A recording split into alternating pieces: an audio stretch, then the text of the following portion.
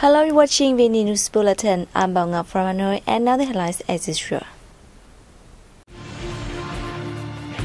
Prime Minister Nguyễn Xuân Phúc meets with voters in Hải Phòng.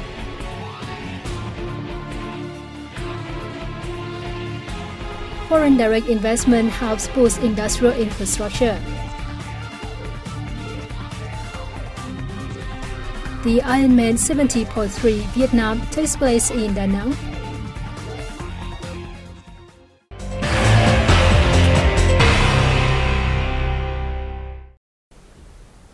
Prime Minister Nguyễn Xuân Phúc on May 7th and 8th met with voters in the port city of Hải Phòng. More details coming up next. Talking with constituents from Do Sơn, An Lão, Tiên Lãng and Vĩnh Bảo districts, the Prime Minister confirmed to do his utmost to improve national socio-economic management and continue building new policies to increase labor productivity and facilitate business operations.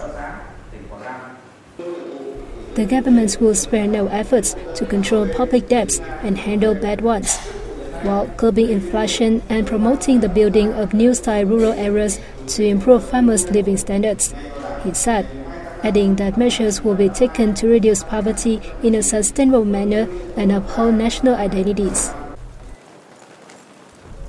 In the foreseeable future, it is necessary to enact solutions to cope with climate change and address drought consequences in the Central and Central Highlands, saltwater intrusion in the southern region, and abnormal massive fish deaths in the central region, he stressed.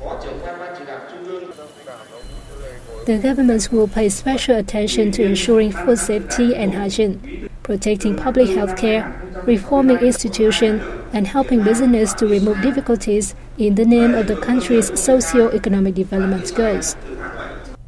As part of his tour to the northern port city, the Prime Minister had talks with the teaching staff and students at Haiphong University, during which he urged the university to improve education training quality.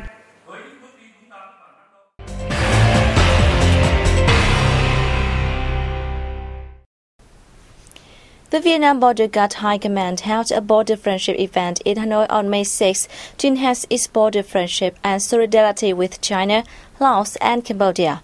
State President Trần Đại Quang attended the event. The event offers a golden opportunity for border guards from the four countries to share experiences and initiatives in border defense, management and construction. Present at the event included Defense Minister General Ngô Xuân Lịch, Public Security Minister Senior Lieutenant General Tô Lâm, Chinese Ambassador to Vietnam Hong Xiaoyong, Lao Ambassador to Vietnam Thong Savang Phong Vinh Hen, and Cambodia Ambassador to Vietnam Hun Phan Nhi, and many high-ranking officials from Vietnam, China, Laos and Cambodia. Participants highlighted border cooperation as one of the significant activities to build borderlines of peace, friendship, stability and development, thus creating trust among border guard management forces.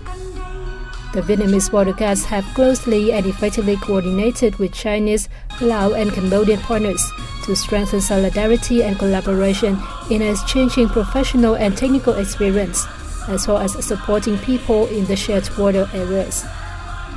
Special art performances were staged at the event to praise friendship and solidarity between Vietnam and the neighboring countries. The flow of foreign direct investment capital poured into industrial zones has rapidly increased, bringing large profits to infrastructure developers. According to the Ho Chi Minh City Export Processing and Industrial Zone Authority, since the beginning of this year, export processing and industrial zones have received a large volume of FDI capital. Of the total $128 million poured into export processing and industrial zones in the first 2 months, FDIs accounted for $18 million and the remainder came from domestic companies. The huge influx of FDI capital allowed the ratio of filled land in export processing and industrial zones in the city to reach 80%. The neighboring Bình Dương and Dong Nai provinces have also seen an increase in FDI. In the first 3 months of this year, Bình Dương province granted licenses to 28 FDI projects with a total investment capital of over $680 million. By March 18th, Đồng Nai province registered investment capital and newly added capital for FDI projects reached some $488 million, or a year-on-year increase of 311%. Local experts attributed the increase in investment in industrial zones since October last year to the official conclusion of trade agreements, such as the Trans-Pacific Partnership. Many investors from England, Japan, the Republic of Korea, and Thailand have started investing in industrial zones.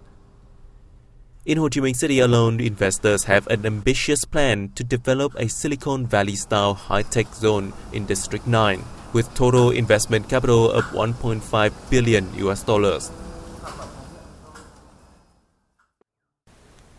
The Prime Minister has approved a technical assistance project on mainstreaming climate change mitigation into national infrastructure in the areas of energy and transport under the framework of the Clean Technology Fund. The Asian Development Bank-funded project is aimed at providing assistance to relevant bodies to effectively implement measures to lower greenhouse gas emissions in energy and transport. The project's activities include developing and strengthening measuring, reporting and verification system for Clean Technology Fund projects, preparing and implementing transport and energy sector mitigation guidelines, and enhancing and coordinating agencies' capacity in climate change mitigation. The project will be implemented in 3 years after approval. It has a total cost of $1.052 million, $952,000 of which comes from non-refundable official development assistance, with the remainder from corresponding funds. Vietnam has conducted numerous activities to tackle climate change, striving to cut greenhouse gas emissions by 20% by 2030.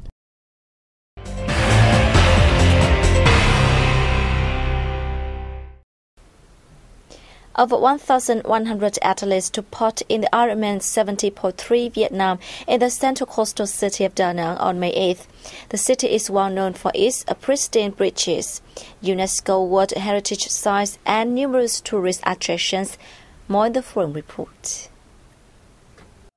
This year's event drew the participation of 1,146 athletes from 60 countries and territories around the world, including 24 professional ones. The host country, Vietnam, has 179 runners, the highest number of athletes to take part in the contest.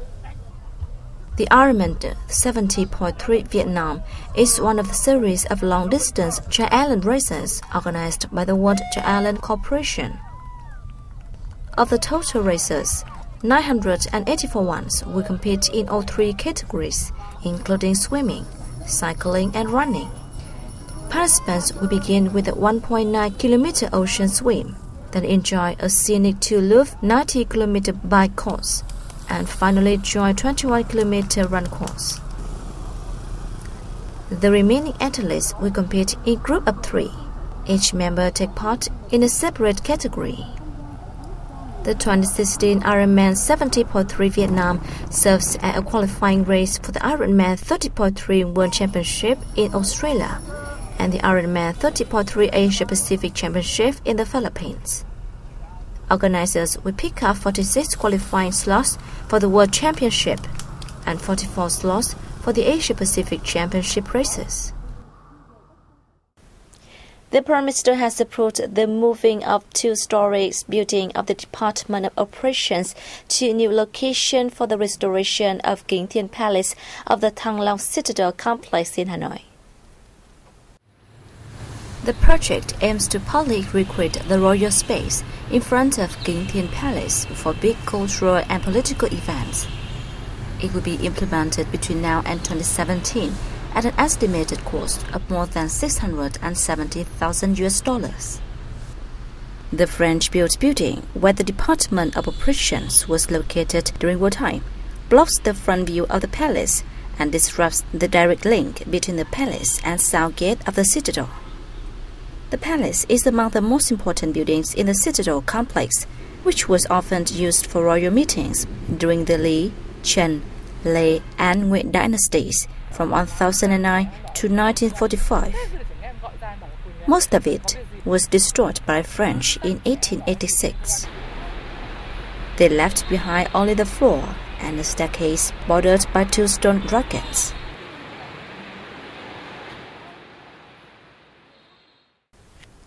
The number of children diagnosed with autism in Vietnam has kept rising since 2000, leading to the increase of autistic adolescents. These people face difficulties in communication and concentration, making it hard for them to find suitable vocational training schools and jobs. The following report will bring you more details. 17-year-old boy Chen Minh Anh is one of the oldest members of the Albert Einstein Center, which was set up in 2007 to care for autistic children. Every day, Minh Anh comes to the center to receive rehabilitation and learn working skills such as making keychains, bracelets, and using computers. Minh Anh faces difficulties in communication and verbal ability. Though 17, his thought is just like a 10-year-old boy. Next year, Minh Anh will enter the working age. However, currently, there is no vocational training center for young autistic people like him. This is a great concern of their parents. As a mother of an autistic teenager and the center's manager as well, I hope that young autistic people will find a place to work to support their living, join other people in social activities, and contribute to society. The Ministry of Labor, Invalid and Social Affairs reported there are 200,000 autistic people in Vietnam. Although known about in the country since 2000, many Vietnamese people have mistaken this developmental disorder for a disease or thought autism relates to family matters. As such, autistic children and their family members suffer from social stigma and discrimination. When my son was diagnosed with autism 15 years ago, my family fell into crisis. There were conflicts between us. Other family members thought it was my fault. In many other countries, autism is classified as a type of disability, and autistic people are able to get jobs. However, it hasn't been this way in Vietnam. So unfortunately, young autistic people like Minh Anh find it difficult to find a suitable job.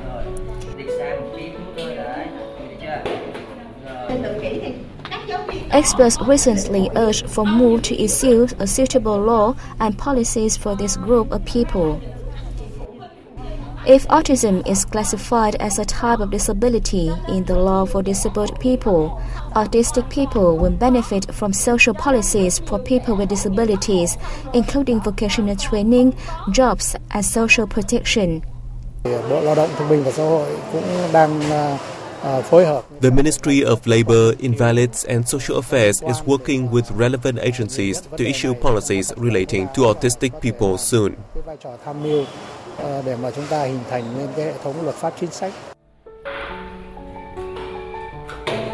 Every day, Minh Anh and his friend keep practicing to make simple products with their hands. It is hoped that there will soon be a vocational training school and supporting policies to facilitate autistic adolescents when they enter the working age.